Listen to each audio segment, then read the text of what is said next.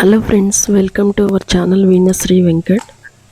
మనలో చాలామందికి cabbage curry అంటే నచ్చదు కదా. నాకు తెలిసి చాలామందికి నచ్చదు. సో అందుకని నాకు తెలిసిన ఒక వెరైటీ మీకు చూపించాలనుకుంటున్నాను. సో ఇందుకోసం మనం క్యాబేజీని సన్నగా ముక్కల్లాగా తరుక్కోవాలి. ఎంత వీలైతే అంత సన్నగా తరుక్కుంటే బాగుంటుంది అన్నమాట.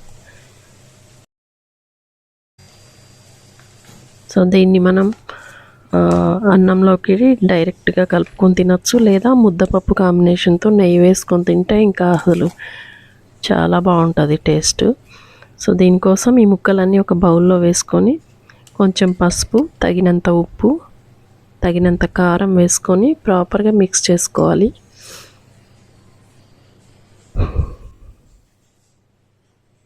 ఇలా ఫోర్క్ తీసుకుంటే మనకి కలపటం ఈజీ అన్నమాట, ముక్కలకి ఈక్వల్గా స్ప్రెడ్ అవుతుంది. సో ఇందులో చట్నీ అంటే కామన్గా మనం మెంతిపిండి వేస్తాం కదా, ఒక 2 చిటికెళ్ళు మెంతిపిండి వేయాలి.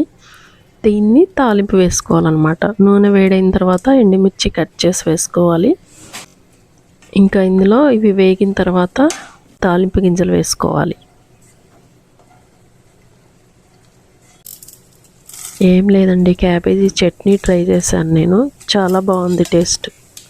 సో ఇట్లా ఇవి ప్రాపర్గా వేగిన తర్వాత కొంచెం ఇంగువ వేసుకోవాలి. తర్వాత ఫ్రెష్ కర్రీ లీవ్స్ వేసుకుంటే ఆరోమా కోసం అన్నమాట. ఇంగువ కావాలంటే మీరు ఇంకొంచెం ఎక్కువ కూడా వేసుకోవచ్చు.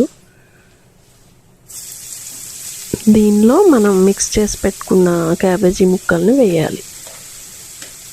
ఇది కొంచెం పచ్చిపోయే వరకు ఆయిల్ అంతా కలిసేలాగా తిప్పుకుంటే సరిపోతుంది. ఇంకా ఇప్పుడు స్టవ్ ఆఫ్ చేసుకోవాలి. ఆఫ్ చేసుకున్న తర్వాత నిమ్మకాయ పిండుకోవాలన్నమాట పులుపు కోసం. సో నేను తీసుకున్న క్వాంటిటీకి ఇలా ఒక చిన్న సైజు నిమ్మకాయ సరిపోతుందన్నమాట. సో ఈ రసాన్ని పిండి మంచిగా కలుపుకోవాలి. అంతే, ఇది చాలా టేస్టీగా ఉంటుంది. రైస్లోకి నెయ్యితోటి లేదా ముద్దపప్పు కాంబినేషన్తో కూడా చాలా బాగుంటుంది అన్నమాట.